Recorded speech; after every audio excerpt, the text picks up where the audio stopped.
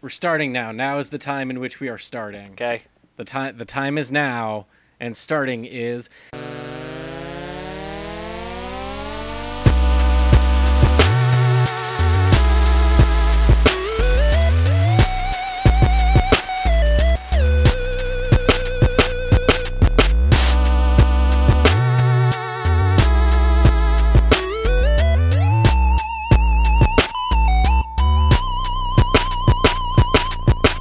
Hey everybody, it's Tuesday, October the 25th, 2017, and this is the Fourth and Wrong podcast. I'm RJ, and joining me, as always, is Keith. Say hi, Keith. Hi, Keith. That was good. I liked your little lead in there. Yeah, I kind of gave myself a little ramp to jump off of, Right. get a little air, You get a little, so I could come in a little quicker. yeah, roll downhill a bit. Give yourself a little push. One of the most frustrating things I have to deal with is trying to wind up into that intro and not feel stupid doing it. Trust me, I still feel stupid doing it, but I feel less dumb sometimes than others, and those are the ones that make the edit. The most difficult part in general is like me staring at a computer screen pretending I'm talking to like an audience when in reality I'm only talking to you. The audience comes later. Oh no, I do not think about an audience period whatsoever because we'll hopefully do a live thing at some point, and it'll be real bad. Yeah. Because I'll either need to be like 7 drinks deep, or you won't hear a goddamn thing out of me because I'm bad at public speaking. I'm good at mouth noises, bad at public speaking. Be like, RJ, need a little help. Okay, tag, you're it. Get in there. No. No. So like There's some football that. Todd Gurley's good. Huh? Any girly girls out there? I think at that point I would just take hey. I would just take a step back and let you drown. All right, so first up this week, because we actually had a game and because I think we started off with the Browns 2 weeks in a row, the Bills. Okay. and whatever the hell that was. We're 4-2 and we're undefeated at home. Hell yeah. We beat Tampa Bay in a game that I didn't think we were going to win because at the end of it, it really didn't feel like we were going to win. Yeah, no, the end of that game was really tense. Yeah. I guess would be a good word for it. It was one of those games where it was like, oh, a slightly larger audience might see this because it's Tampa Bay and Buffalo and it's on Fox and they have a much more limited bracket of games than CBS does. Mm-hmm. So maybe some people will see this. And then it turned into like an actual game at the end. Yeah, it was perhaps more so than I wanted it to in certain situations. Oh, absolutely. It was definitely a tale of two halves for Tampa Bay. The Bills were relatively consistent. I feel like you said that against about a different Florida team last week. Yeah, well, if they keep doing it, I'm going to keep saying it. Fair.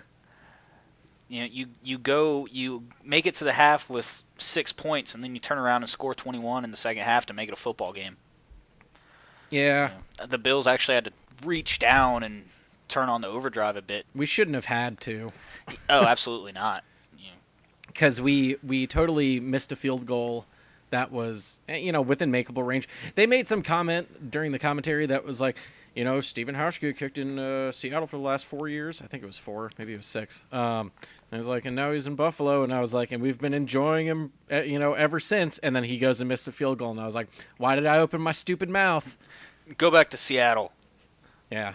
And it was like, I literally said those words, and then I sat here in my chair where I'm now recording this podcast, and I was like, why did I say that out loud? Why did I put that out into the universe? I'm almost to the point where if, like, a team that I want to win a football game, I stop watching them. Like, it's gotten to that point where it's not even, like, if I say something, like, oh, man, they're doing really well this game, I just immediate tanking. Yeah, just immediate jinx. So now, just to circumvent the entire issue, I just turn the game off. We'll talk about the Bills. Hey, LaShawn McCoy kind of had a game. Yeah, killed my fantasy team. Over 100 yards from scrimmage, not quite 100 just straight up rushing, but first and second touchdown of the year. Really? That was his first touchdown of the year? It was his first touchdown of the year. Oh, man. How'd I miss that? You clearly have not been paying that close of attention to your fantasy team. Well, I guess... You just care about the points, Yeah. man. You don't care where they come from. Yeah, true. If LaShawn McCoy gets me 10 points, then I'm cool with it. I don't care where they come from. Tyrod doing his typical putting up 50 rushing yards and like 200-something passing yards with like a touchdown and no interceptions. Yeah. This time those numbers were a little higher on the passing yardage. Yeah, it was a solid I think outing. last week he didn't even hit 200 yards. I believe not. It was a solid outing overall for you guys on offense. Functional. Definitely serviceable. Yeah. Had our third turnover of the year, first fumble lost. From Shady. Yeah, from Shady. I think we went into the game +9 and we still came out of the game like +11, even with a turnover. Yeah. So we're doing pretty well so far as the giveaway takeaway situation's going. Yeah, the interception and 2 fumble recoveries. If there is one thing I noticed from the Bills-Tampa game, your rushing defense really shows no signs of slowing down, which is a good thing. You kind of can't run on us, yeah. It forces teams to play pass-heavy offense, which a lesser team puts them in a bit of a bind. Unfortunately for you, Jameis Winston is a very solid quarterback, and they have weapons on the outside. And it's also what makes Tom Brady such a pain in the ass. Yeah, because who cares if you stop New England's running game? They're used to throwing it every down anyways. Yeah, they're like, oh, we got 8 rushing yards this game? Cool. Yeah. That's almost a first down. Still put up 40 points because fucking Tom Brady. Yeah, so, that's the big thing where it's like, we're going to need to get past that line, which looks like it's been pretty ticky-tack this year. Sure. In its consistency for New England, but we'll talk about them a little bit later. But if we can get past that line and just plant Tom Brady into the ground so that he doesn't have time, maybe we'll have a shot. Yeah. Moving on to the passing game, I guess. Tyrod put up some numbers. They were pretty efficient. Apparently, Tyrod is the most accurate quarterback in Bills history to have thrown at least 500 passes. Huh. So his accuracy through that time, or it might be his entire career, which is basically the same thing because he didn't really play in Baltimore. Right. But he's at 62.9%. That's not a bad number. It's not a bad number. It's not amazing, but sure, it's not bad. But if you can carry that percentage over a significant amount of attempts, like you're talking about a fairly accurate quarterback that doesn't have to depend on their legs as much. Right. As one would like. Right, and that's the thing is exactly what they're saying is he might be the most mobile quarterback Buffalo's ever seen, but he's also the most accurate. Well, that's what makes Tyrod so scary, especially when he's on the move. I've said before that the Bills have a very solid check down game with LaShawn McCoy out of the backfield. He has fairly consistent hands. There's always some kind of drag or something that's following the scramble, or even if it's a designed rollout, there's obviously going to be that check down drag. Watching Tyrod play, if he sees the check down may be open, but because he has wheels, man, he'll just turn it upfield because that check down will only get him 5 or 6 yards, but he can turn it upfield for 10. There was definitely one point late in the game where he probably could have just run instead of going for the pass play. Mm-hmm. He decided to go for the pass play, and then we had to kick a field goal late. Right. So, what?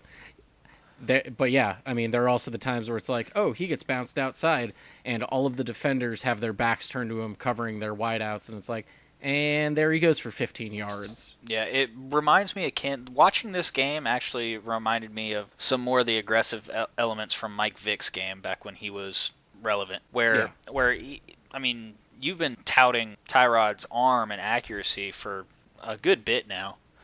On the run, more specifically, his ability to throw while taking his last step before going out of bounds, mm-hmm. or just on the move in general. That definitely provides that dual threat kind of aspect that I was used to seeing with Michael Vick back in the day, where Michael Vick had a cannon. He also, dude claimed, and evidently had been clocked somewhere, dude can run a fucking 4.2.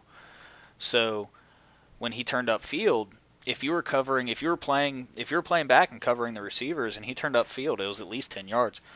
And that's one thing that at least the Bills can fall back on that, especially with some of the issues you guys are having on wide receiver right now. Well, and offensive line. Yeah.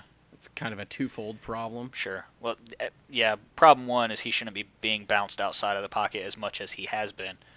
Mm-hmm. But he only was sacked once because dude's quick and he's mobile out. He extends the play, which is really fun to watch. It's really compelling football. It definitely keeps things interesting when it's like, all right, well, it's third and medium. Obviously, this is a pass play that we're coming up on. And it goes, and then the pocket collapses or just nothing develops, and Tyrod just starts he doesn't actually ever just, list outside. If you give him time in the pocket, he'll stand there until he feels like one side or the other get bumped, and then he's taking off. Mm-hmm. No, as soon as that pocket starts collapsing, he'll start running. Yeah. And that's one of the key differences in my comparison between him and Michael Vick is Michael Vick you could definitely tell he was run first. If there was even a hint that pocket was going to collapse, he was gone. But Tyrod at least tries to stay in the pocket and wait for the play to develop. And if not, he bounces outside and extends the play. And by extending the play has more time to develop and usually can make a fairly accurate pass downfield. And I think one of the things that's largely misconstrued about the Bills is Tyrod can't pass. And it's actually, he's pretty accurate overall. And a lot of times, our offensive line is not there, so he's rolling around in the pocket and has to buy extra time for a play. And also, our running tandems are LaShawn McCoy and then, good backups behind him. Right. So, yeah, of course we're going to try and be a run-first team, even if it doesn't necessarily work. Sure. We've got some of the better running, offensive linemen in the league. Mm-hmm. They're athletic, they can kick to the outside, they can make the big plays. I'm still surprised at how much we're trying to run LaShawn up the middle. I think they need to kick it out more than they are and just trust that him getting to the outside is going to be a better look. Sure. But if you ever give, we've said it 100 times, if you ever give Shady a one-on-one, I would be willing to bet about 8 times out of 10 he's going to win that matchup. He's at least going to get the defender behind him to where even if the tackle's made, he's going to get yardage. Yeah, he's going to at least be able to fall forward on it. Yeah. But getting back to just receiving in general, Deontay Thompson, who we picked up this week, I forget where we grabbed him from, or if somebody just cut him and he was on the street for 10 minutes, and then we said, yoink, 4 receptions, 107 yards on 4 targets. So again, this is talking to Tyrod's ability to be accurate. Mm-hmm. His long was 44 yards, so the other 3 plays were all 20 apiece still. Yeah. Nick O'Leary, two catches, 58 yards, 2 targets. These guys had 26.8 and 29-yard averages. Mm-hmm. LaShawn McCoy didn't have a lot, but he caught 5 of 7. Logan Thomas went 1 for 1 for 22 yards. And then we get down to my problem child, or I guess the Bills' problem child. Our boy from ECU. Yep. Shout out Pirates. The one we were all excited about, finally getting to see an ECU cat make it big. Yeah, he goes 2 for 9 for 17 yards. He came into the game 5 for 22 for 66. So he adds 20 yards, but what is it now? He's 2 for 31, or he's 7 for 31 for 80 yards. Yeah, bro. Yeah, I don't know what's going on with that man. I thought we drafted you because you could catch things. Yeah, that was his big selling point. He was a big-bodied receiver that can win the physical battle up top. And he had hands, but we're just not seeing it.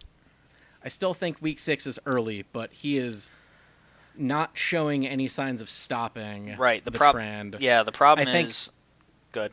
I think you got to wait until about week 10 to call somebody a full-on bust, but the problem is we haven't even seen a flash from him. Yeah. Since the Senior Bowl that he can even play the position competently, let alone well. We're just talking about playing it at a competent level. So, again, I think the big problem is that we drafted Zay Jones, and when I saw Zay Jones, I went, okay, we've got Sammy outside. We're getting Anquan Bolden. Maybe he goes outside. Zay fits in the slot. Boom, done. I think Zay Jones is a slot receiver, and I think this is another story of Buffalo grabbing a wide receiver who should really play in the slot and trying to make them a number 1 or number 2 receiver. Now he's got to be a number 1 receiver because Matthews is hurt most of the time, though Jordan Matthews did show up and have a whole 2 catches. Zay made his career on bubble screens and short stuff that he fought for yardage on. He is a possession guy. Yeah, he's a possession guy that, when utilized in ECU, he was a red zone guy. ECU used him as a possession receiver, like you said, either with bubble screens and let him fight for the yards afterwards, or soft fades to the corner of the end zone, something where he can get up and be physical.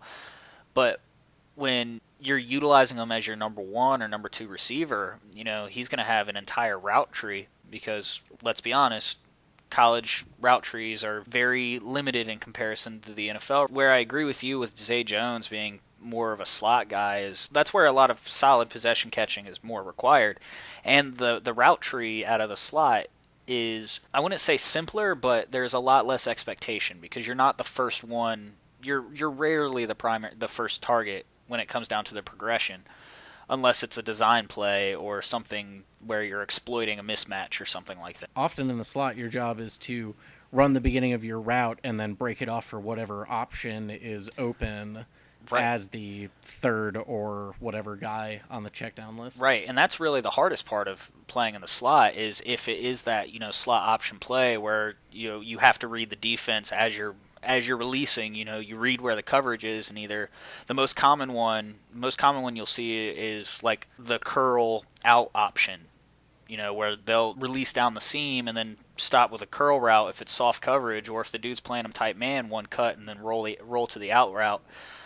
Or the slant, and it's very easy to exploit holes in zone coverage using a slot receiver that way, especially somebody that is a possession receiver, somebody that is literally just going to get the ball in their hand, catch it, and then fall or something. But where I would disagree with you when it comes to Zay Jones being a primarily slot receiver is I haven't seen any hands from the dude because he struggles so hard to make catches. I think it's because a lot of those are getting thrown along the sideline where he's just not ready for them. Like, I don't know that he's necessarily got deep ball hands, because that's a very different skill set where you've got to time what you're running plus when you're actually going to jump at it, throw your hands up, and then you've got to be able to come down and track it the whole way with your eyes. Yeah. The slot thing is basically run up, make a move, find the quarterback, track the ball into chest. Right. Yeah, and it especially gets even more difficult on the outside when you are running that go route and the quarterback puts enough pepper to where he's trying to catch you in stride because you have some separation. So now you're having to track the ball in the air in full stride while looking over your shoulder. And sometimes I just don't understand the amount of physical dexterity it takes to play the wide receiver position, because I've tried to run without looking at where I'm running, and it's fucking hard. Largely this week the Bills played like the Bills, and Jordan Poyer showed up and made a great stop in the end zone. Not an interception, but it took a third and turned it into a fourth down. And a critical time when we needed it, because clearly we couldn't have spared another 7 points. Absolutely. Yeah, unless you've got any. Okay. I guess we should also talk about Tre'Davious White, obviously, in this game. Yeah. Because he kind of lost the game and then kind of won the game. Yeah.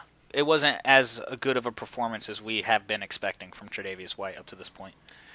Well, yeah, I've still expected more out of him as a first-round pick, but again, I've said it before, when our turn was supposed to come up at number 10, 3 cornerbacks went right in a row. Yep. So we kind of lost our shot at them. Yep. But Tre'Davious White seems to have been getting beat a lot this year. Apparently, he also leads either rookies or the NFL in pass breakups, so I guess he's also doing well, but I think that's also something that, Stephon Gilmore was good at, but I'm concerned about it for different reasons. Right. I don't know. Bring back Ronald Darby. I think there was about 5 minutes left on the clock. Tampa Bay drives, scores. And it's like, all right, well, now we're down 20-27. Right. With, less than 5 minutes to go. So we turn around and we start driving up the field. And we turn around and score, and Shady gets his second touchdown of the game. And I'm like, okay, this just became a game, but they've still got a minute and some change left. Yeah. And all they have to do is get within field goal range, and we're probably in trouble. So they start driving, and I think they get their second playoff.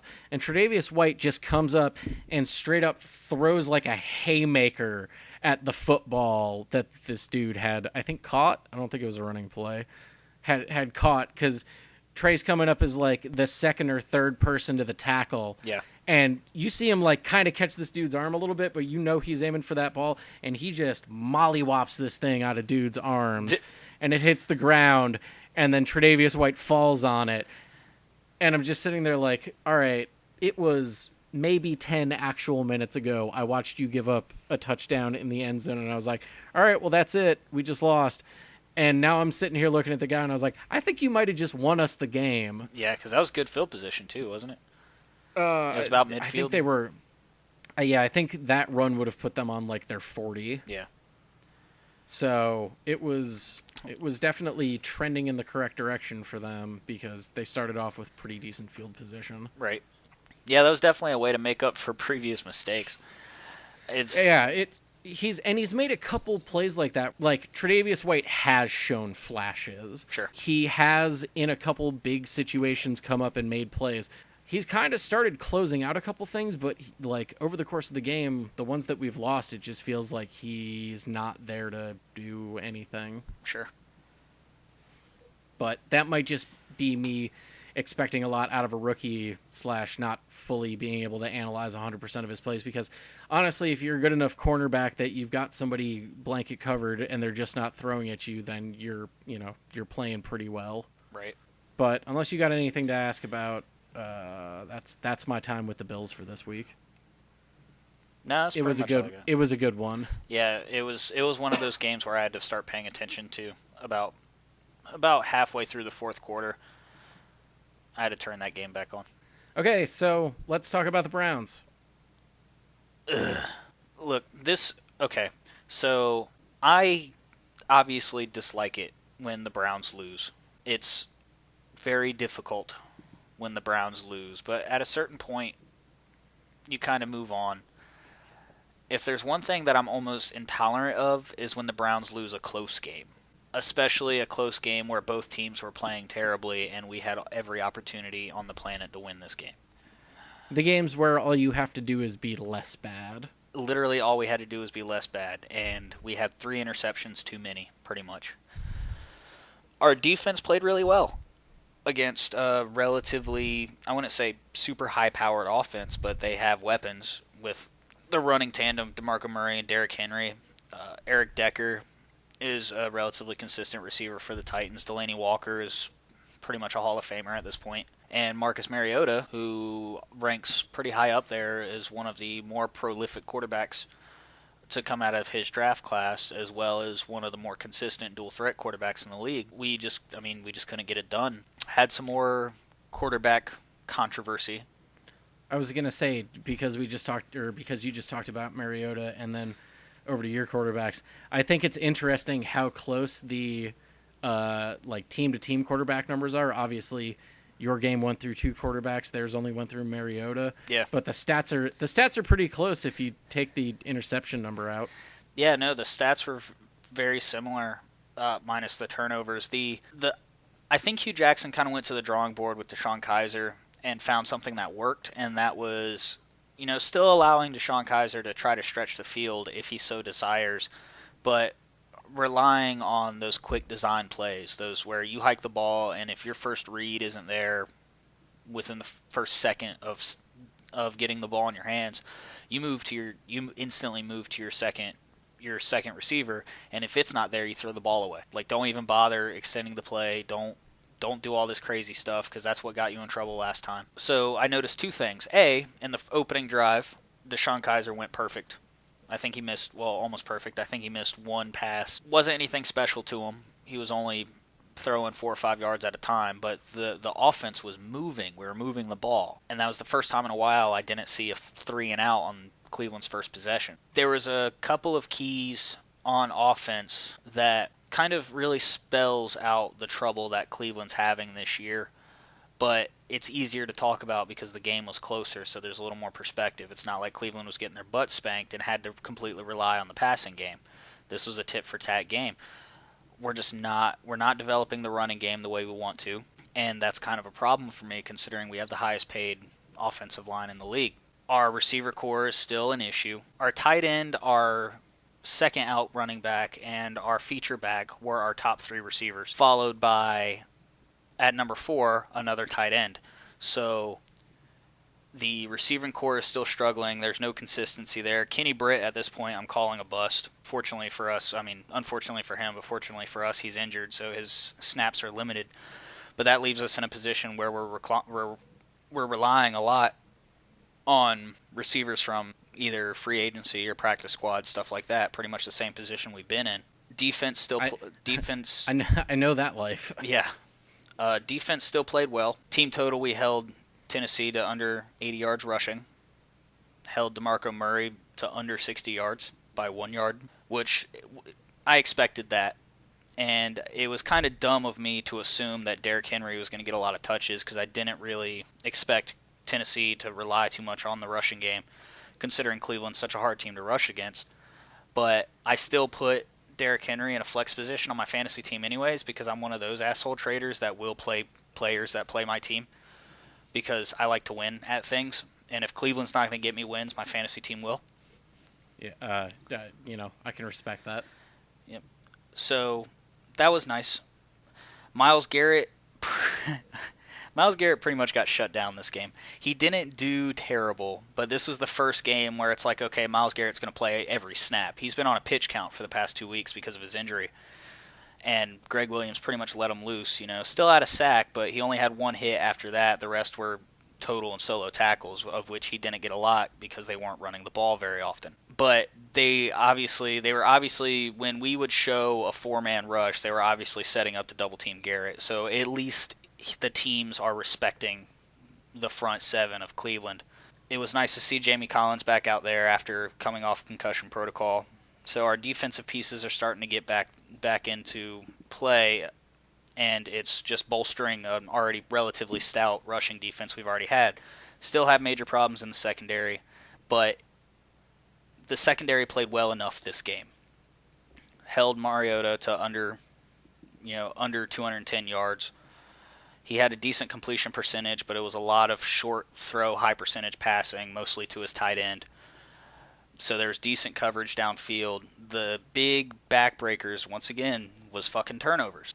Kevin Hogan sucked shit last week, but Hugh Jackson didn't want to pull the plug on him because he made the decision to start Kevin Hogan, and he said it didn't feel fair to pull him halfway through the game. So we put Deshaun Kaiser back in, and Deshaun Kaiser looked good. He was moving around, extending plays when he felt like it was safe to do so, completing high percentage passes. He was looking downfield, and then he threw another interception in the red zone. And I'm so sick of having to say that. and it was just a bad ball. There was no tip drill, no pressure, no nothing. He had a relatively clean pocket. He rears back and throws it. And I've noticed a trend with his interceptions. All of his interceptions, he's overthrowing the receiver. It's just a high ball that the receiver can't get a hold of. And, of course, there's safeties hanging out back there. And safety's going to get the ball. The E.J. Manuel special. Pretty much. And that was the first interception that he threw. And that pretty much cost us a score because we were in scoring range. We were in field goal range. Maybe that's why the Raiders picked up E.J. Manuel. They were just like, he can't overthrow all of our guys. Somebody's going to be able to be tall enough or fast enough. Right, they're too fast. You can't overthrow Amari Cooper. So after his second interception in the third quarter, where it was just a bad read, he was rolling out. It looked for the most part like a designed rollout, and he stared down his receiver. He had a check down running an out route, and then there was a receiver about 7 or 8 yards in the second level running the same route, and the defender was floating between these two receivers, and the moment Deshaun Kaiser started staring down that second receiver, he jumped it, and he jumped it clean, and it also happened to be the same defender that picked him off the first time. And he picked that ball by his fingertips, and it was just heartbreaking. It was soul-crushing to watch. So Hugh Jackson was like, you know what? Fuck it. Cody Kessler hasn't played in the regular season yet. So we put in Cody Kessler, and Cody Kessler had pretty much a similar story to DeShone Kizer. Was relatively more efficient getting the ball downfield, but threw a back-breaking interception to the same defender that Kizer fed 2 interceptions to previously. Turnovers killed us. We had every opportunity in the world to win this game, and couldn't get it done. Couldn't protect the ball, and couldn't take advantage when we were in scoring position. Settling for field goals and turnovers, especially when the opposing team is not having any better luck than you. In fact, you're shutting them down. You know, you're getting 3 and outs and stuff because Tennessee got 3 interceptions and still didn't score a single touchdown. You know, this was an all field goal bonanza all the way up through overtime. You know, Micah Hyde had the interception record all to himself before you guys happened. And now he's got to share it with this guy. But collectively, Cleveland, both their quarterbacks had QBRs of under 20 and quarterback ratings of 50 or less. It was not a good... It was about your average quarterback outing from Cleveland. It was pretty much an average game for us. The only reason we were really in it is because Titans could not move the ball worth a shit, which made me feel really good about the defense. Well, yeah. I mean, your defense does seem like it, to a degree, has its shit together. Yeah, secondary is still kind of spongy, but as far as that front 7, they're one of the best in the league. I feel like you're quoting me from like a few weeks ago. Look, okay, Cleveland... Or like this whole season. Cleveland and the Bills have very similar defenses, okay?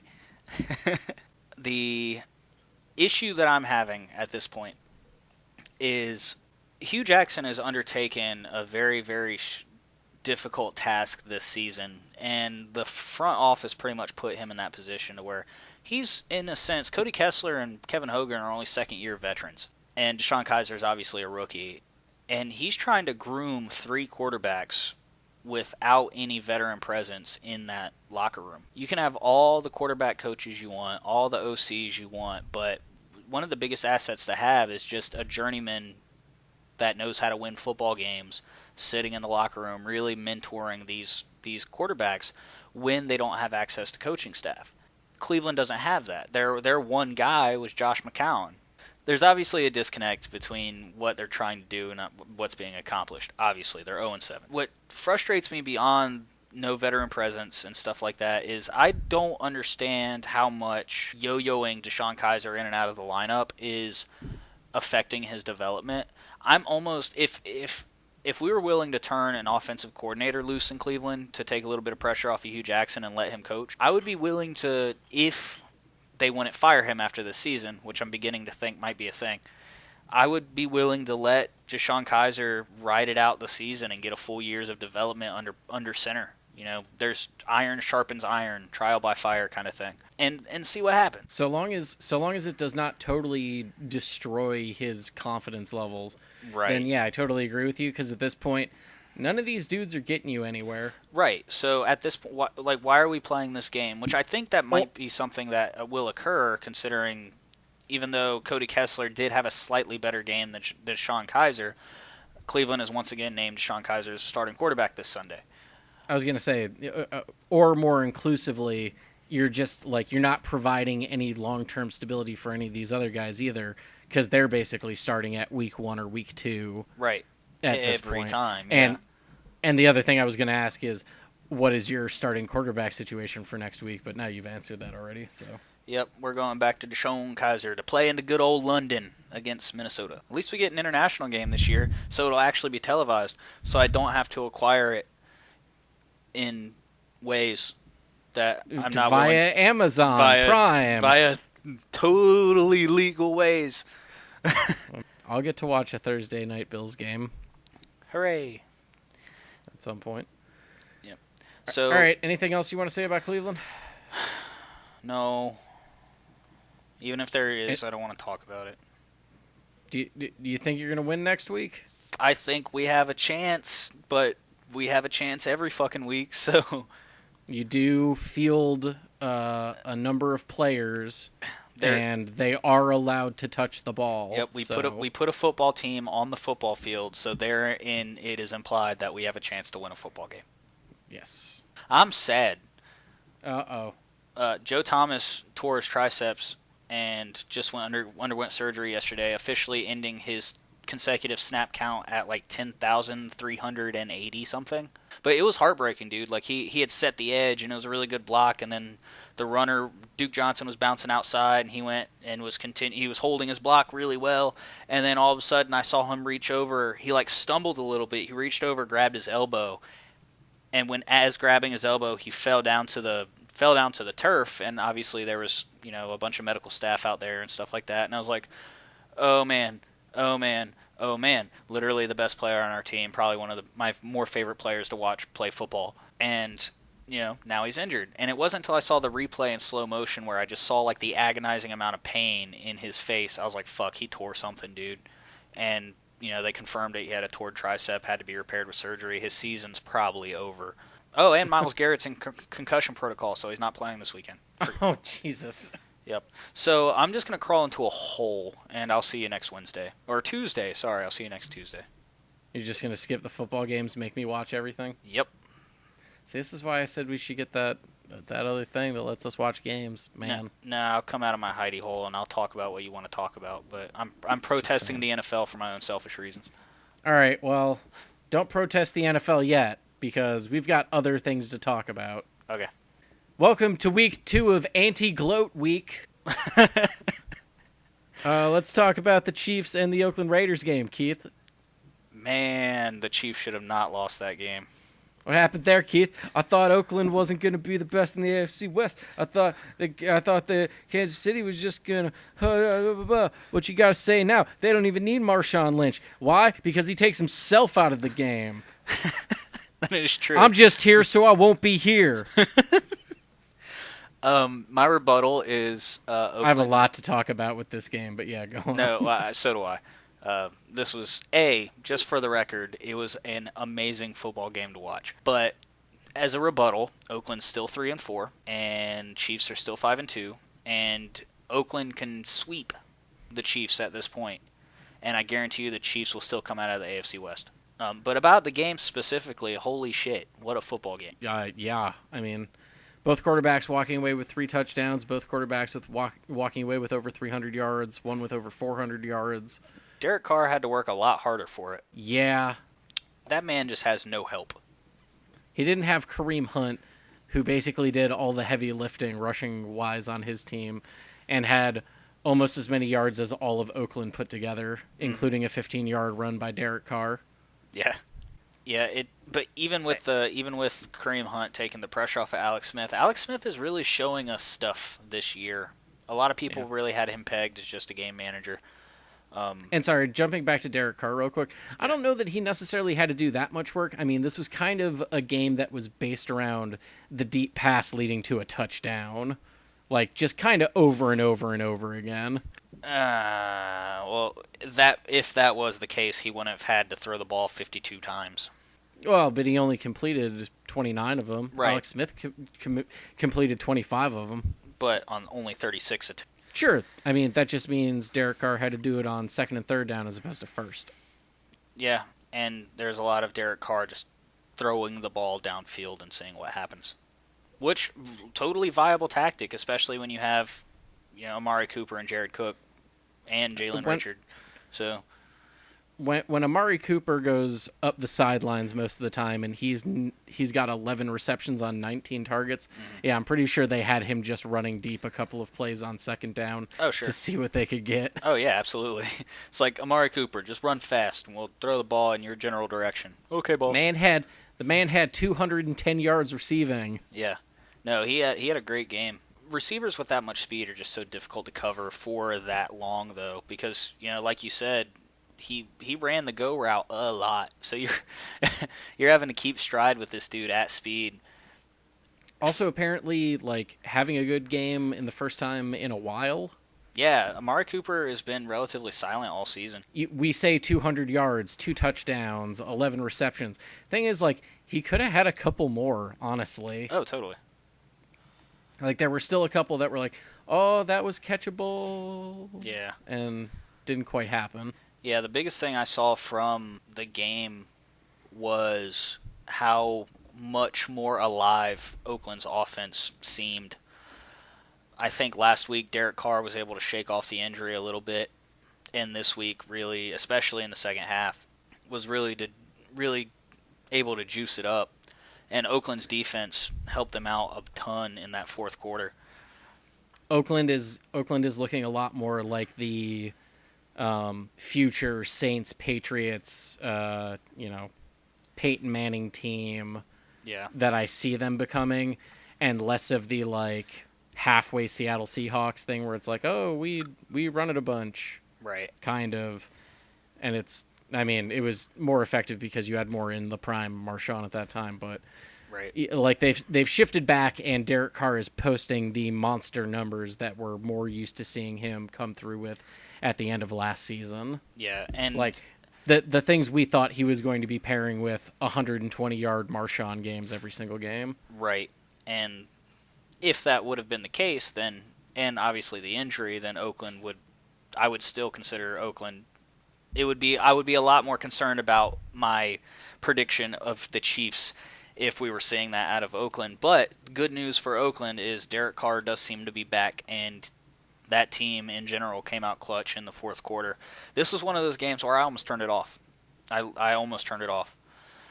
Because this is a game that I didn't turn off, but accidentally fell asleep and then felt bad about it. Yeah, by the fourth quarter, the Chiefs were up by 2 scores, and I was like, yes, it is possible, but the way the Chiefs have been playing, they're going to at least score one more time in the fourth quarter. So Oakland would have to score twice, as well as either get a turnover or a defensive stop. And the way the two teams were playing, that shit just wasn't going to happen. Fortunately for me, I didn't turn it off because, holy shit, the ending of that game was nuts.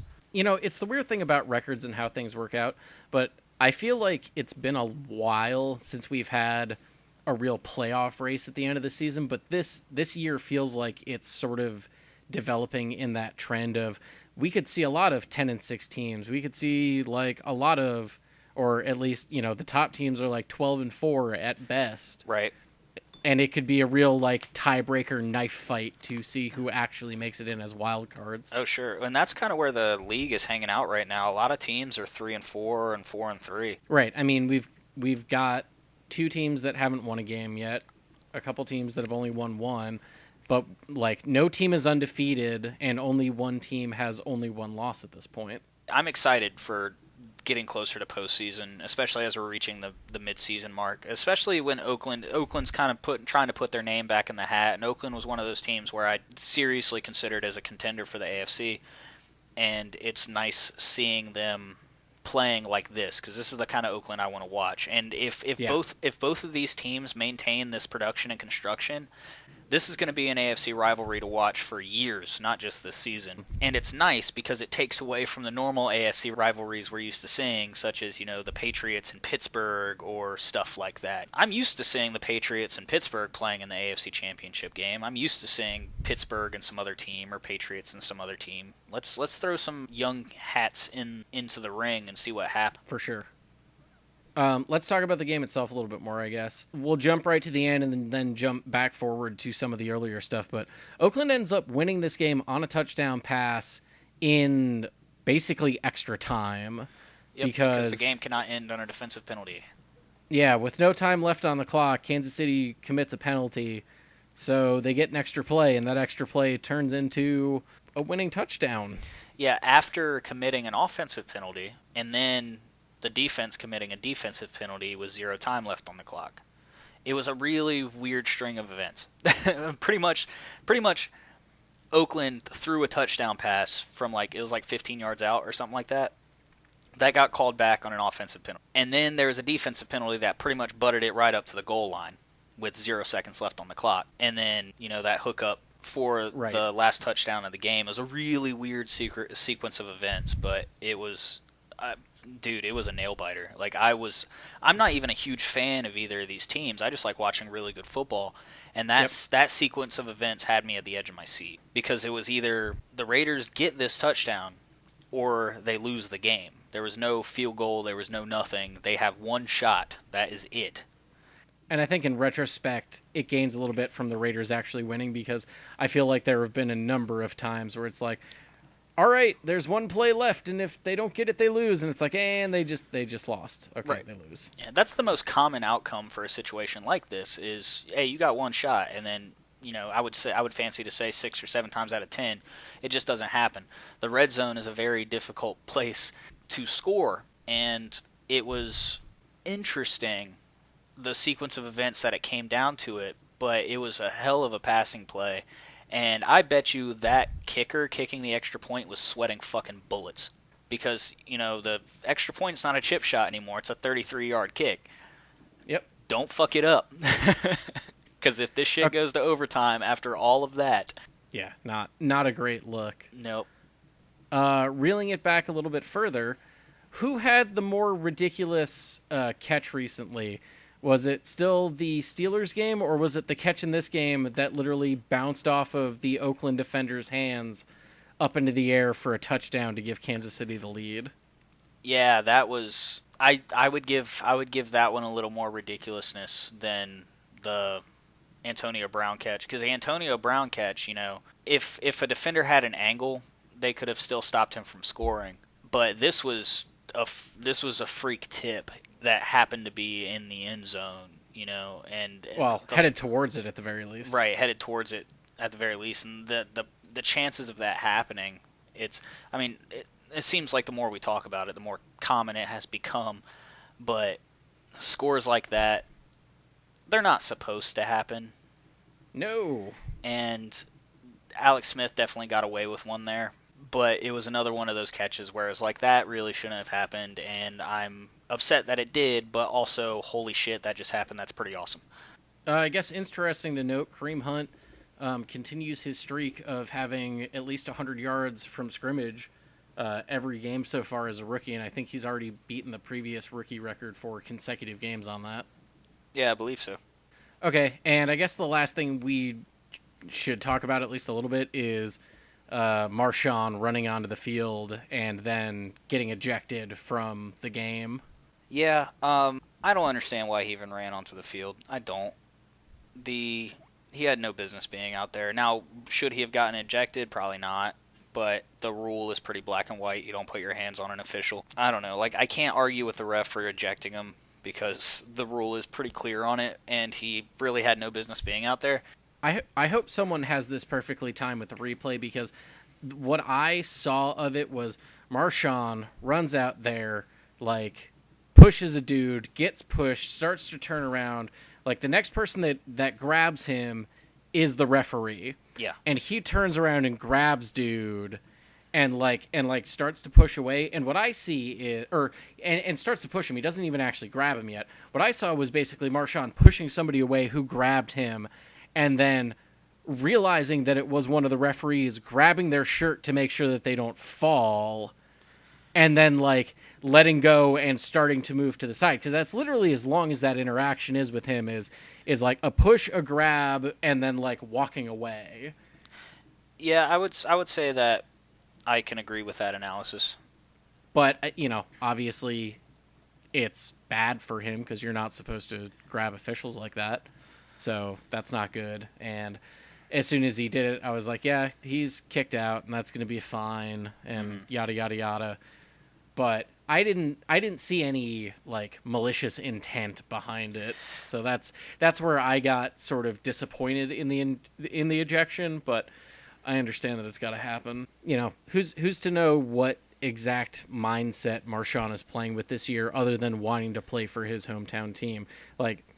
Did he come in saying we're going to win a Super Bowl? I think all he said is, I want to play for Oakland before they're not Oakland anymore.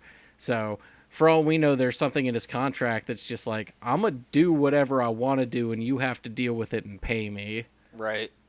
So yeah, I think there was a little bit of talk of him bringing a championship back to Oakland and some yada yada blah, but it's not really reflecting in his play or how much the coaches are allowing him to play. More right, so. Exactly. Yep. But a conversation to be had attached to that because I know you texted me after the hit.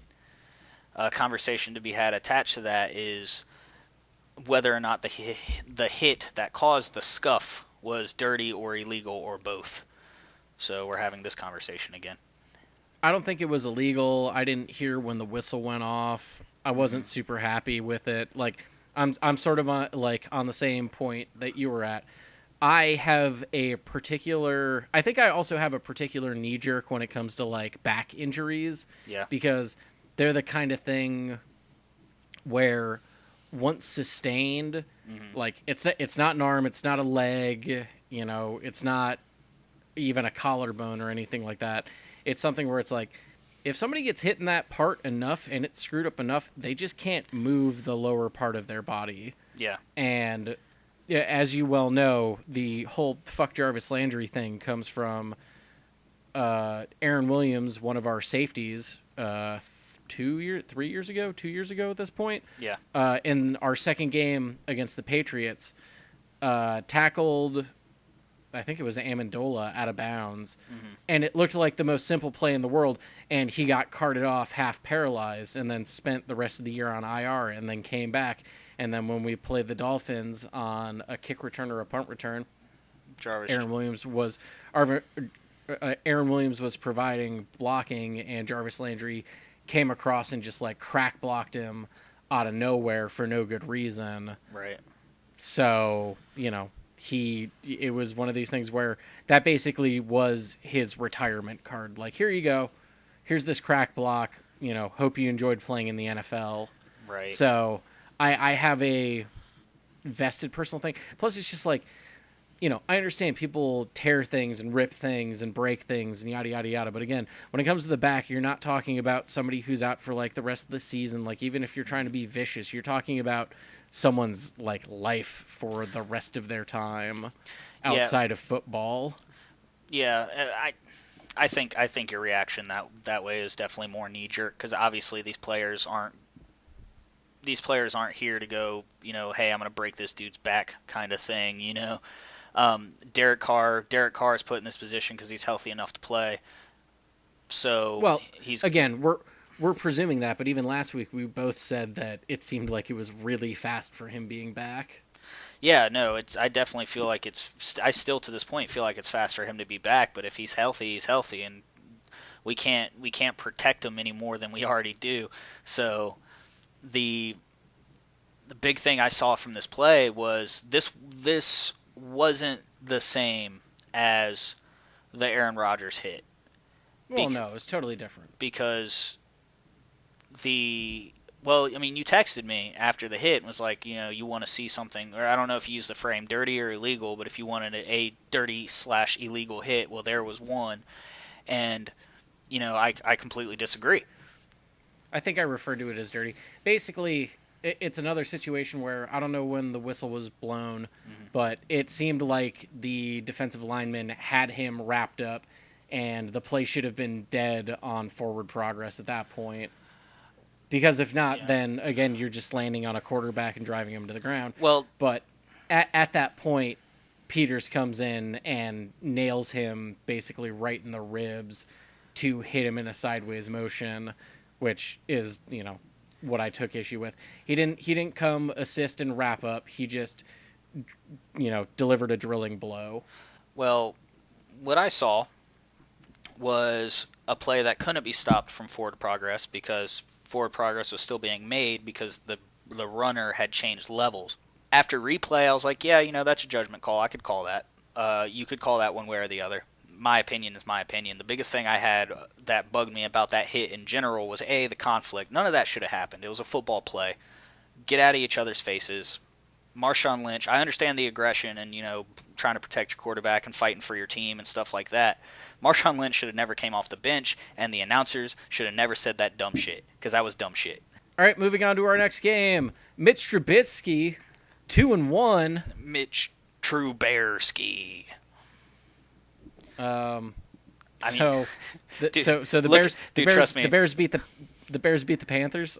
Yeah, pretty handily. Look at the numbers. Mitch Trubisky ain't playing for that team. He's a placeholder. So yeah, I was gonna say it's here on my notes, but it's like, yeah, Mitch wins, going 4 for 7 for 107 yards, no touchdowns. He threw 7 passes. He had as many completions as he took sacks on the day. Yep. Tariq Cohen had a really, really good reception that really fluffed his stats. Besides that, Jordan Howard and the defense won them that game. Yeah, Jordan Howard seemed to provide a little bit for him, but still 3.1 is not producing a lot of yards per carry. No. And 65 yards is not a lot to write home about. However, they did have one man to win the entire day for them. Eddie Jackson. His name was Eddie Jackson. Let me tell you a little story about Eddie Jackson. On this faithful day, where Mitch Trubisky would get his second win that he totally didn't do anything for, Eddie Jackson would get a fumble recovery. And he would run that recovery all the way into the end zone. He sure would.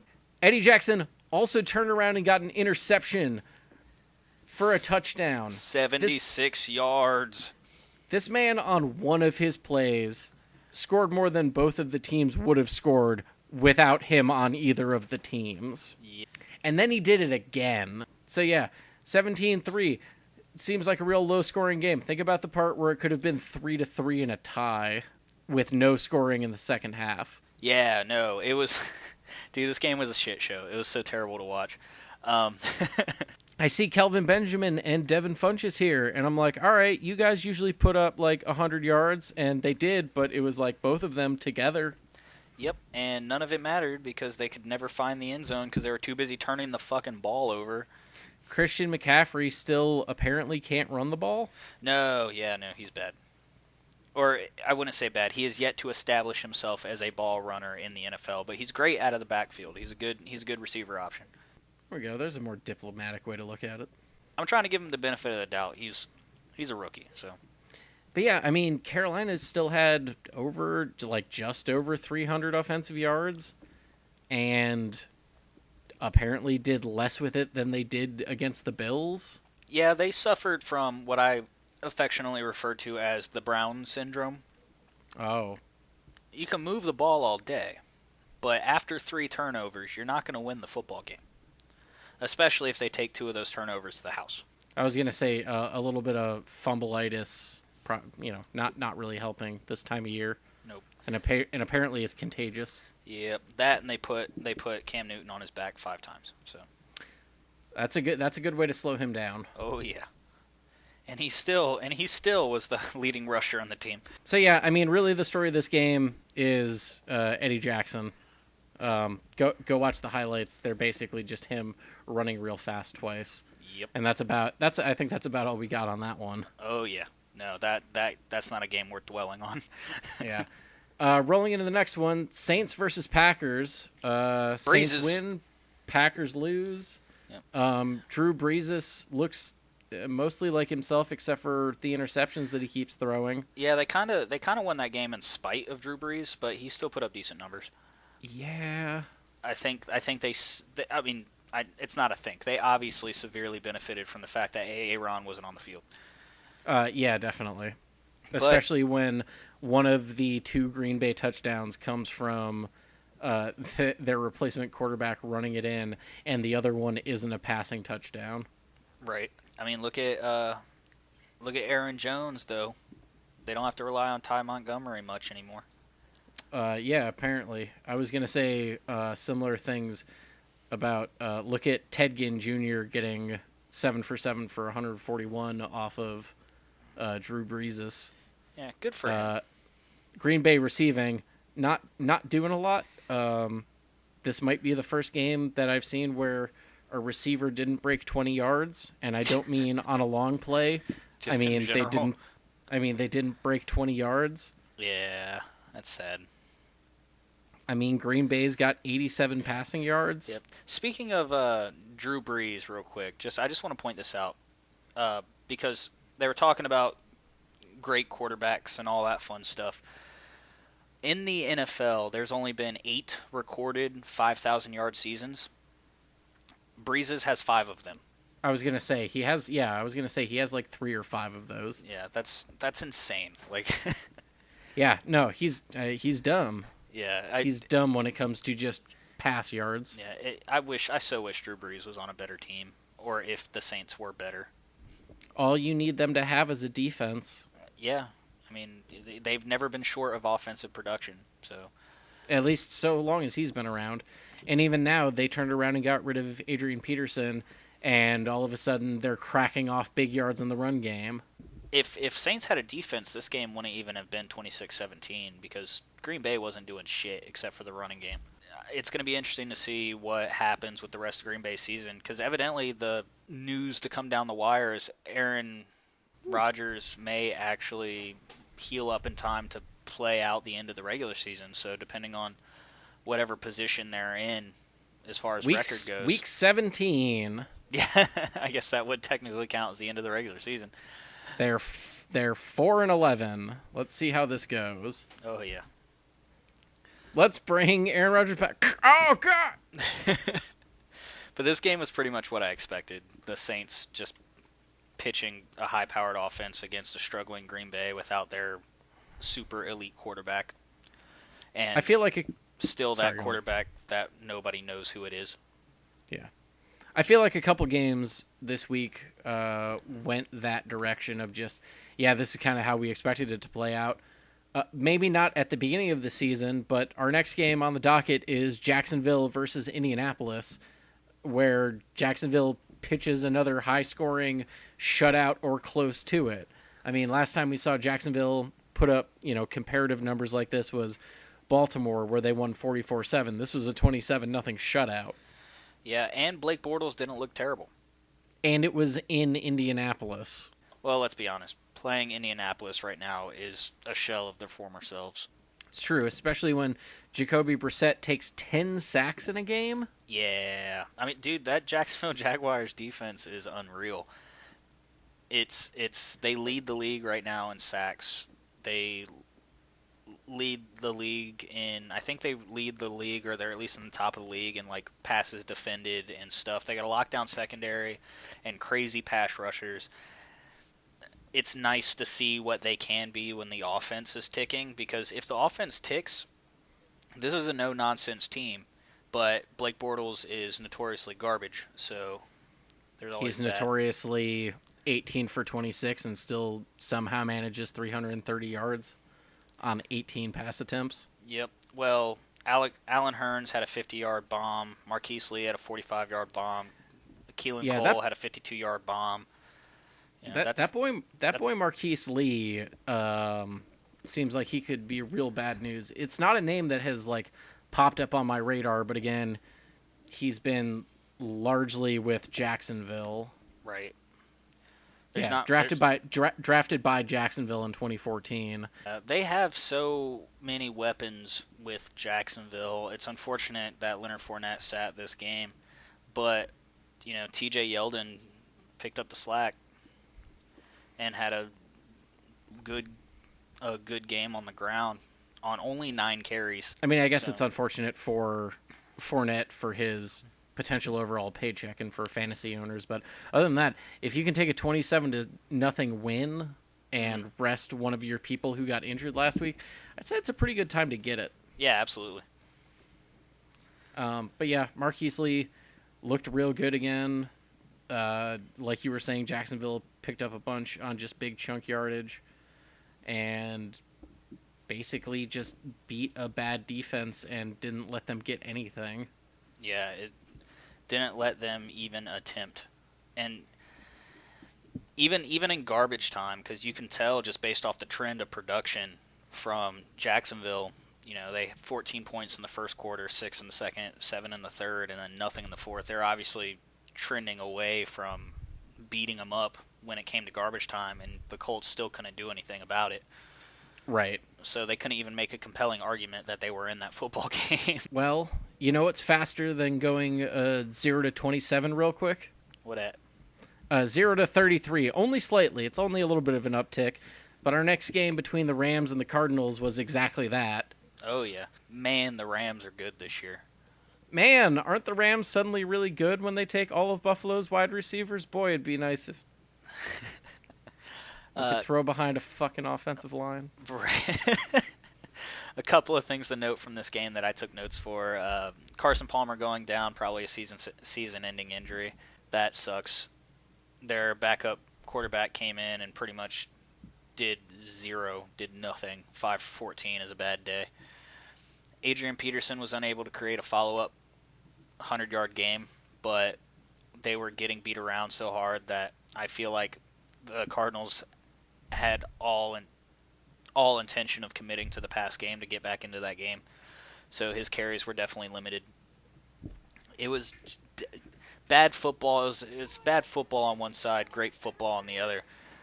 And even with all of their intention to try and get like extra runs and stuff and commit to the pass, like Arizona only had the ball for a third of the game. Oh yeah. So, where the Rams really beat the Cardinals was time of possession.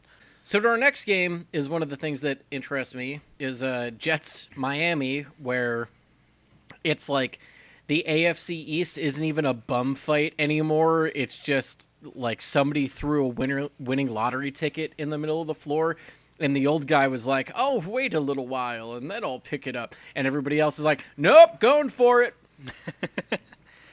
So the three going for it are Buffalo, the Jets, and Miami.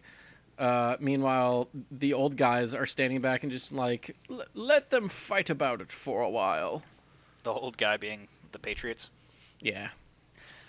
Yeah, Miami with another pretty severe come-from-behind victory. Oh. Yeah, Jets had every opportunity to just put them away. And Jay Cutler went down with an injury, and Matt Moore came out and pretty much had very similar efficiency. Which was enough. Yeah, just enough. Literally 3 points enough. Yeah, the passing game was relatively on point. The guy you hate had a decent day. Kenny Stills had a decent day. Josh McCown had a decent game. This is one of those games where watching it makes me really upset that we don't have Josh McCown anymore because he didn't do anything crazy, but he put up decent yards and he got 3 passing touchdowns. And he's a good game manager, and that's something Cleveland's lacking right now. Yeah. And honestly, I think if the Jets wanted to get something going in this game, your top stat shouldn't be New York rushing, Bilal Powell and Matt Forte, and New York receiving, Matt Forte and Bilal Powell.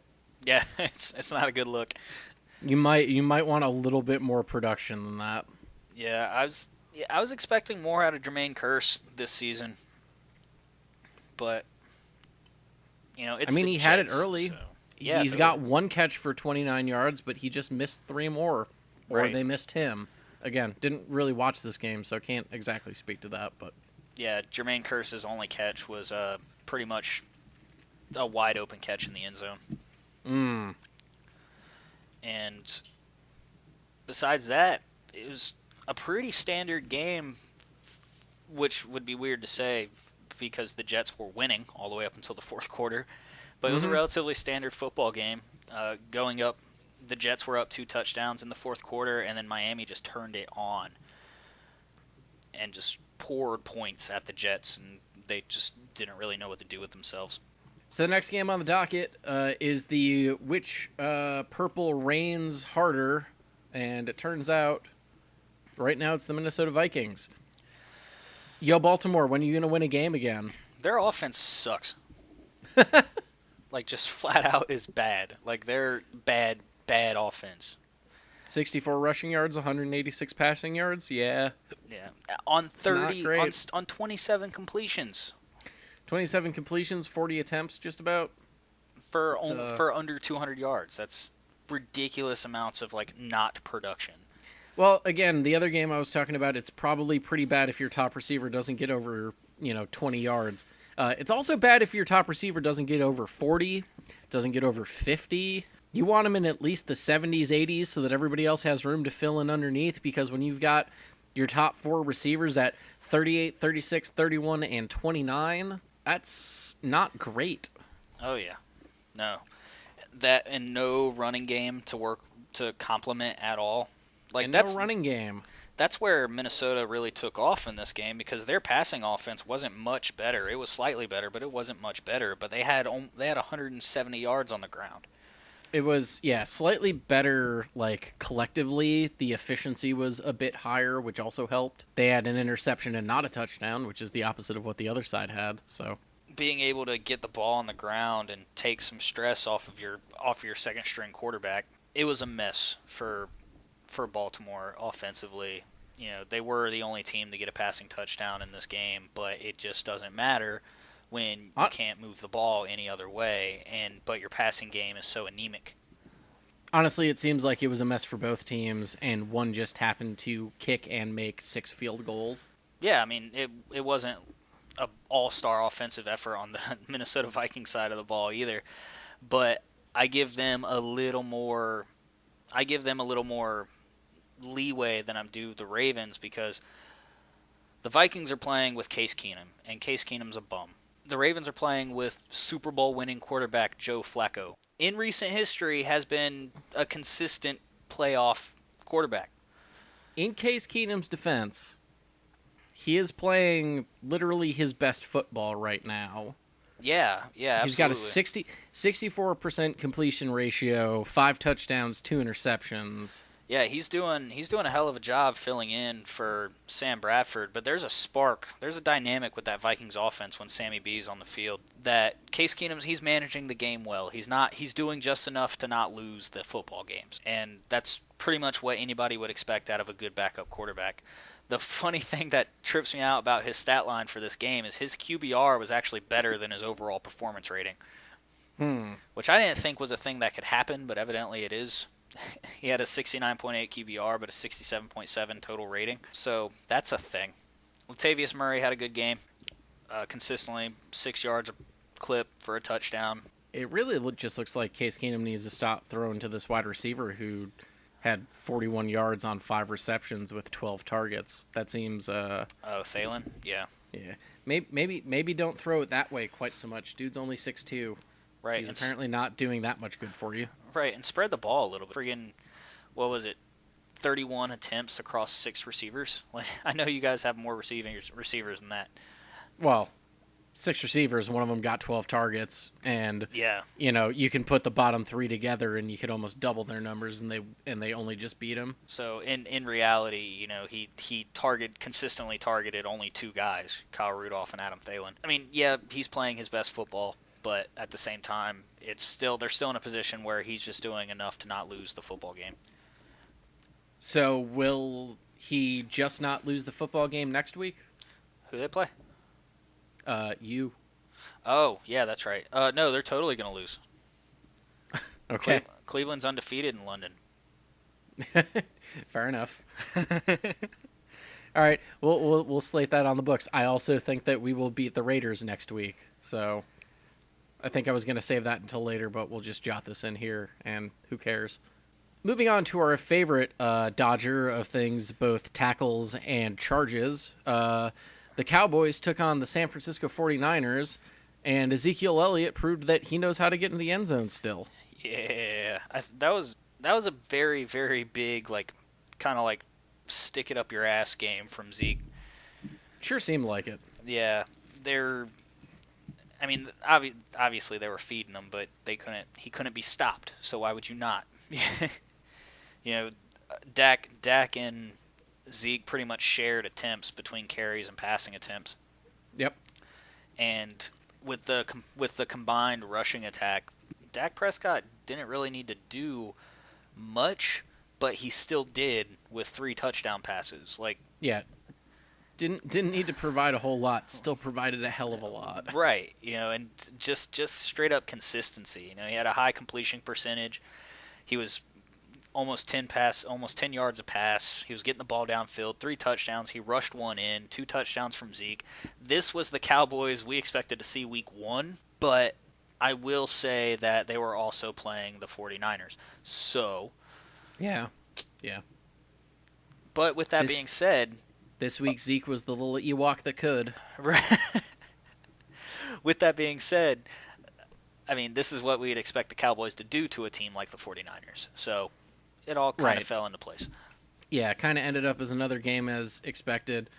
Looks like Hoyer didn't get the start, so I equally don't know who this guy is. No clue whatsoever. CJ Berthard. Yeah. Apparently, he got 30 yards rushing. I think if I was starting my first week as the backup to Brian Hoyer in San Francisco, who's already 0-6, I could probably run screaming for my life for 30 yards too. He did get a touchdown out of one of them. Yes, he did. So, I mean, even a blind duck gets fed every once in a while also. Other than that, like, man, it seems like a game where the good team won and the bad team just played poorly. Like, even on receiving, Zeke was 26 carries for 147 yards, averaging about 6. And he's got one reception for 72 yards and a touchdown. Like, okay, yeah, we get it. We get it. You were good. You were good this game. Right. You fine. Dallas looked good. Okay. You got the most receiving yards out of any receiver on a play. We got it. Also, Des Bryant, like, step your game up, man, because Zeke is coming for that shit. He's already on the team, but he's still coming for it.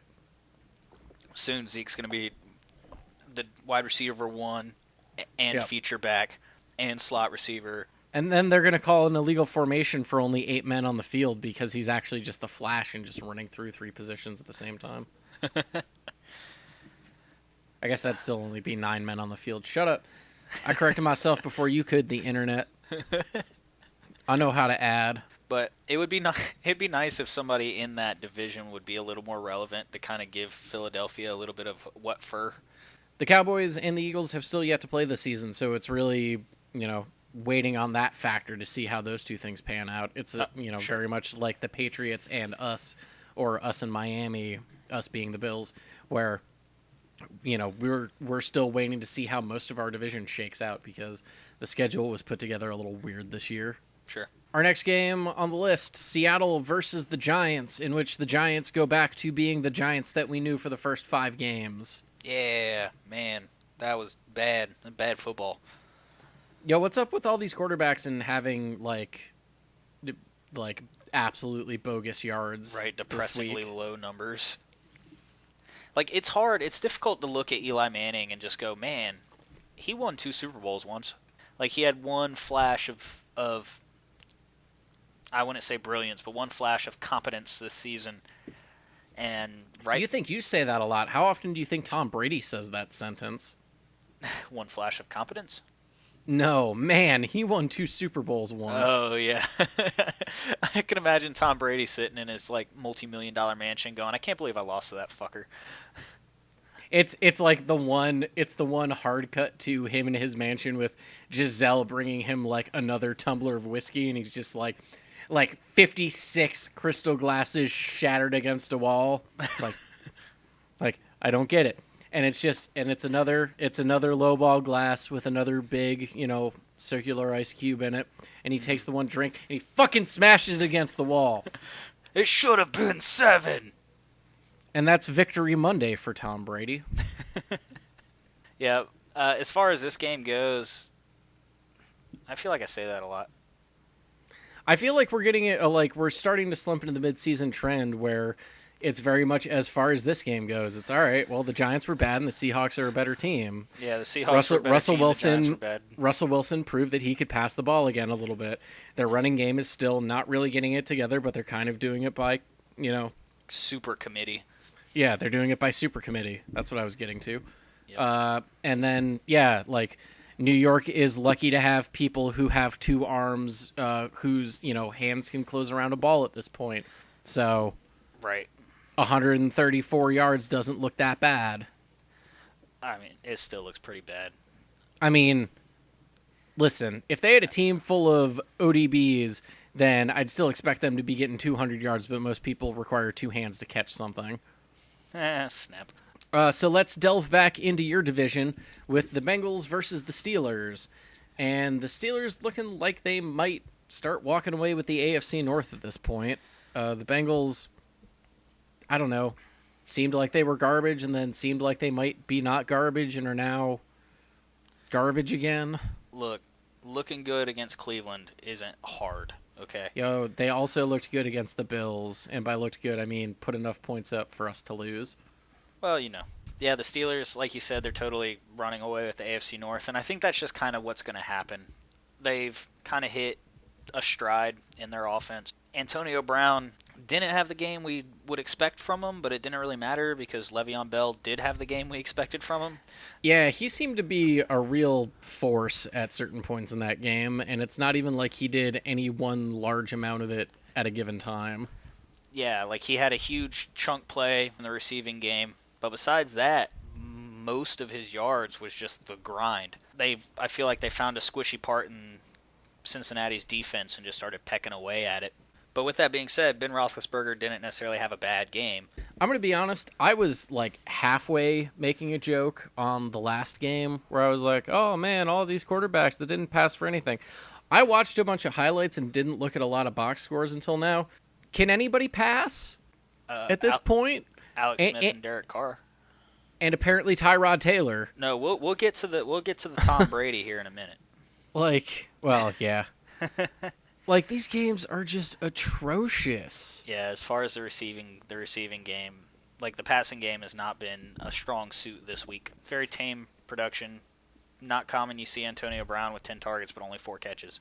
Pittsburgh, why do you feel the need to throw a fake punt when you're already winning as much as you're winning? Because why not? All right. I mean, I guess it was the great Bill Belichick who said there's no such thing as running up the score, so... True facts. TJ Watt got some stuff done. He's a scary person. Yeah, he's going to be a force. He's legit. Okay, switching gears from the AFC to a different part of the AFC, in a different divisional match that involved an orange primary opponent. The Denver Broncos put up a big old goose egg against the Los Angeles Chargers, and I no longer know where the AFC West is anymore. Who's good? Who's bad? What is football on the West Coast? I don't get it. Well, I can tell you one thing. Explain this shit to me. It's very difficult to win a football game.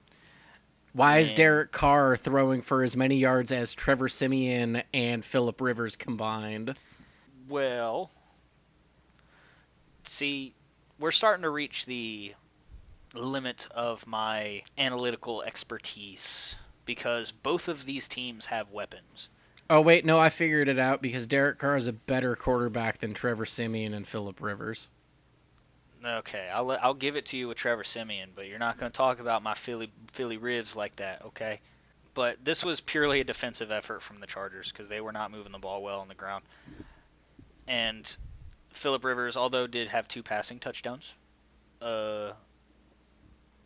they were short field opportunities, and one was a short field opportunity, and one was just a 42-yard reception from Travis Benjamin, his only target and only reception of the day.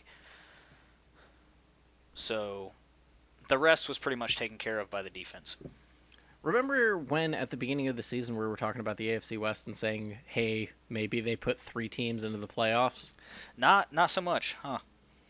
I'm more wondering, like, at this point, is that still potentially true? And at this point, which 3 is it? Because the Chargers seem to be the odd man out, and now it's like, oh, you're basically tied with the Broncos and the Raiders, and oh god, the sky is falling for Kansas City, at least for the last 2 weeks. Like, screwed at this point, even if 3 teams don't make it in, like, which one is going to at this point? Well, Kansas City. Well, because they're going to win the division. This episode's going to suck because it's going to be a lot of us just being like, yeah, it was a football game. Yeah, like, what do you want me to say about it? God. I don't really know what to say about this one in particular. They were playing in LA. Like, nothing super impressive happened. Like, Von Miller got 2 sacks. That's pretty good. And yeah, 2 more, and 2 QB hits. I don't know if those overlap or not. Yeah. But other than that, it, was not a huge amount of pressure on Phillip Rivers. He didn't have to do a lot. The offense didn't have to do a lot. Nope. Another week of the defense, like, coming up big for teams and just winning the games for them in certain cases.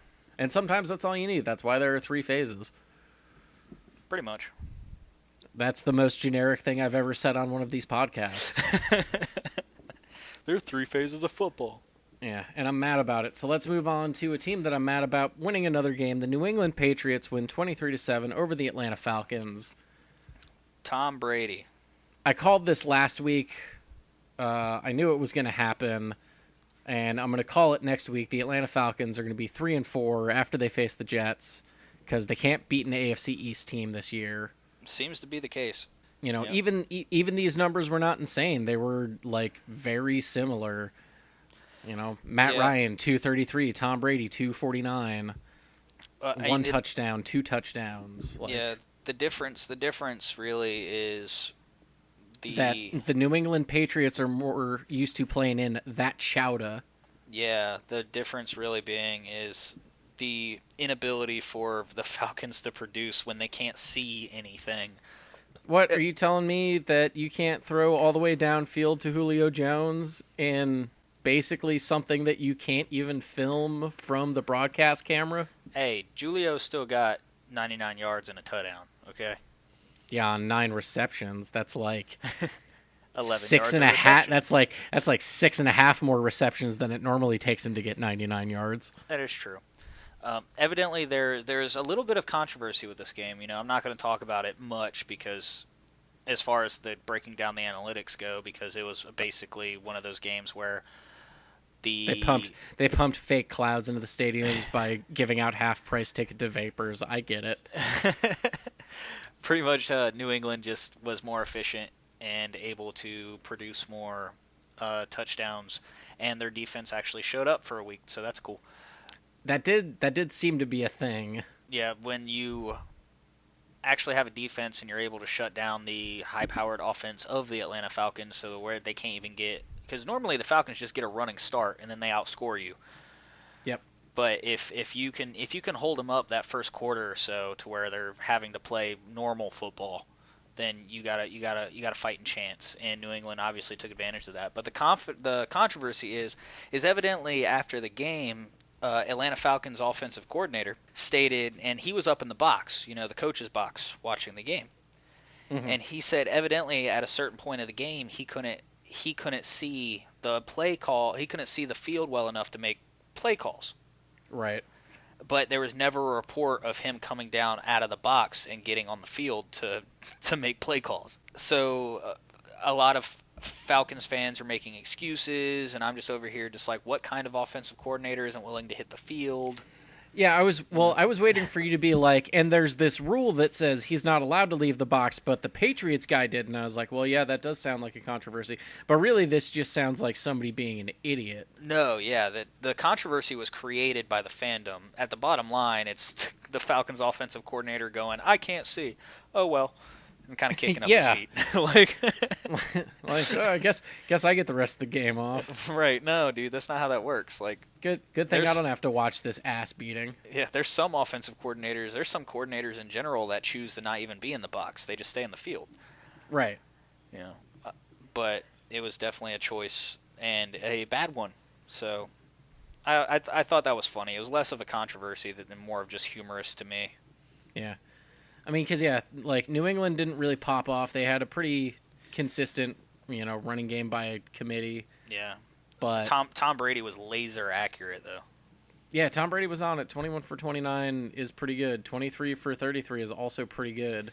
Yeah. So both Ryan and Brady hitting their passes, both getting, again, a fairly equivalent number of yards, average pretty close. One more TD for Brady, but it seems like, it was a relatively low-scoring game. Normally you would think between these two, if it was going to be these kind of like dueling numbers games, well, both would be over 400 yards. One would have 4 touchdowns, one would have 5, and this, that, and the third. But I think the weather definitely impacted the hell out of this game, and that's what playing in adverse conditions are like, and that's what Miami gets to look forward to later on in the year coming to Buffalo. And hell yeah, welcome to the Northeast. So we got one last game to talk about.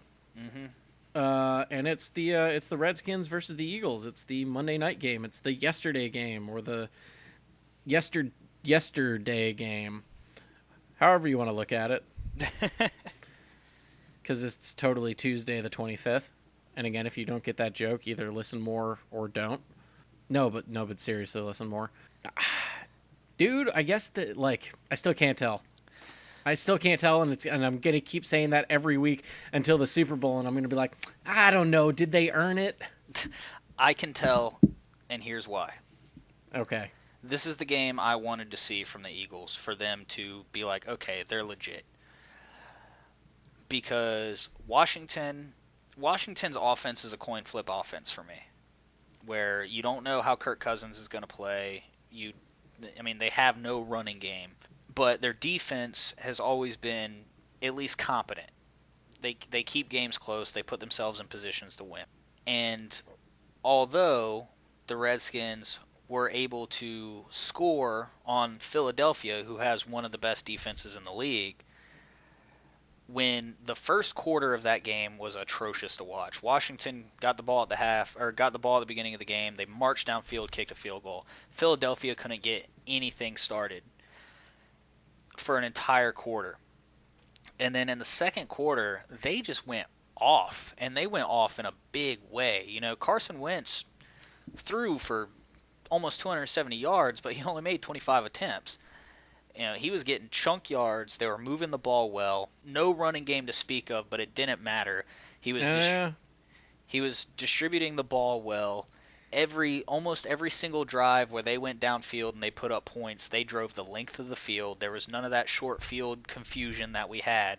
They looked like a complete football team. The one interception that Carson Wentz threw, they were backed up to the goal line, and he pretty much threw up a ball where if it was placed better, the receiver was open. And he just put too much ass on it and overshot the receiver right into the deep safety's hands. That happens occasional. But besides that, he was very accurate, spreading the field well, and Washington didn't have an answer for it. I'm going to make a little bit of a stink, because while it's going to back up Carson Wentz as a great quarterback, they didn't have no rushing game. Carson Wentz had half of their rushing game by himself, yeah. But he also didn't have it on, like, 1 or 2 attempts. He had 63 yards on 8 carries. Sure. And his longest was only 21, so even those last 7 were split up among, like, 40-some-odd yards. Right. Like, he was the rushing game for the team. Right, and that was something we were used to seeing from Carolina Panthers in 2015, when they went on their tear all the way to the Super Bowl. I'm not saying this is similar, but it's kind of similar. Carson Wentz is a big-bodied receiver, and he, especially with their offensive line being a little beat up right now, that's pretty much required, is for him to shoulder a little bit of the load to either extend the play or, scramble out of the pocket, especially with that one scramble where it should have been a sack, and he pulled an Aaron Rodgers but with legs and ninja'd out of the pocket and fucking took off for a first. He looked like a magician out there, and he was moving the ball well, and it was a complete game from the Eagles. The defense never let them be in a position where Washington was back in the game. It stayed at least a 2-score distance for the majority of the game, and it was that kind of effort that I expected to see out of somebody that they're putting into the MVP picture at this point, which that being Carson Wentz. Right. He's leading the league in touchdowns. He's leading the league in he's only second. He's second only to Tom Brady in interceptions, and he's developing a good chemistry with his receivers. Nelson Aguilar's doing well. Zach Ertz has always been a reliable target for him. Alshon Jeffrey didn't really have a good game, but when he did get his hands on the ball, it was for big yards, and he was getting good separation. So I guess I'm sort of at this weird point with Philly to be like I'm sort of weirdly nitpicking at somebody who I'm already calling a playoff team. Yeah, I can get that. I totally can. The big things I wanted to see from the Eagles this week was I wanted to see how they played against adversity, meaning they don't really get behind often, because especially last season, they did not play well when they started off on the wrong foot. And I wanted to see them just get down the length of field. And, both of those requirements were satisfactory to me. I could nitpick them to death too, but I mean, Tom Brady had a fumble this week too. So they still blew out the Falcons, who are by no means a bad football team. And it's, the same thing. The Redskins are not a bad football team. Yes, do they tend to lean on their defense? And did they also lean on their defense a little bit? Yeah. And was Josh Norman also out of the game? Josh Norman was also out of the game. But Josh Norman's a bum anyways. I don't like him. I think he's overrated. I don't think he's a bum. No, he's totally overrated. He was a scheme back with Carolina, and that's why he succeeded. But overrated and a bum aren't the same thing. Whatever. He gets burned week in and week out by somebody. But their ability to utilize that defense to keep some distance and produce on offense the way they did, you're going to see results like you did Monday, versus those tight games they've had with teams that they shouldn't have been tight games with, where the offense really wasn't ticking, so the defense had to handle it for them. But we'll see, like you said, we'll see when we get closer to playoffs, or even in the playoffs. People say, well, you say that you don't see them getting far in the playoffs, but they're only going to be playing NFC teams. So who in the NFC beats them the way they're playing now? I mean, the Panthers, potentially. Well, they already beat them once. So. The Saints, potentially. The Saints haven't made the playoffs in 2 years. The Rams. The Rams would be a good one for me. Seattle. Yeah. I'd say probably like Seattle, the Rams, and the Cardinals if Carson Palmer isn't done. Sure.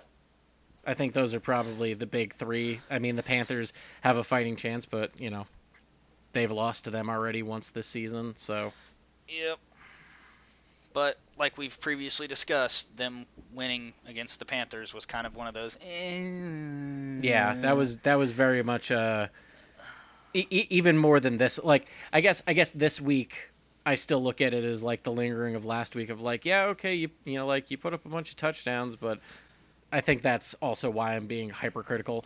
And again, sure. We looked at the rest of their record, and until I think they play the Cowboys at this point, I don't know that they've necessarily got a team where I'm like, oh, that's going to be super competitive. Like, sure. They play the 49ers, they play the Broncos. I think those are going to be pretty easy wins, probably. Yeah. Especially with them both being in Philadelphia. Yeah, there's still a strong conversation, a strong argument to be had that Philadelphia is definitely benefiting from a week's strength of schedule. Yeah. But it was definitely a turnaround from what we thought. We thought their schedule was going to be tough at the beginning of the season, but all these teams are just kind of falling by the wayside. So, yeah. Not a lot of huge news this week, so I think at this point we're just going to wrap it up. So this has been the Fourth and Wrong podcast for October 25th. 2017. Say goodbye, Keith. Goodbye, Keith.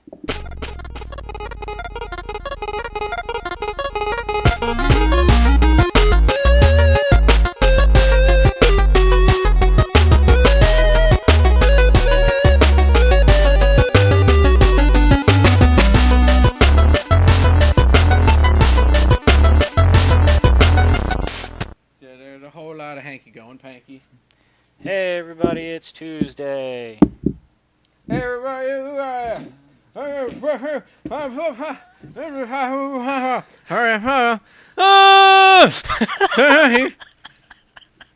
what was that? It's hey everybody, it's Tuesday. I think I said it was October the 17th, which is just wrong. Yeah, not even close. Welcome to the Fourth and Wrong podcast. My name is Say hi, Keith. Hi, Keith. Oh, Lord. It's me faking like I have a fist in my mouth. I mean, just... It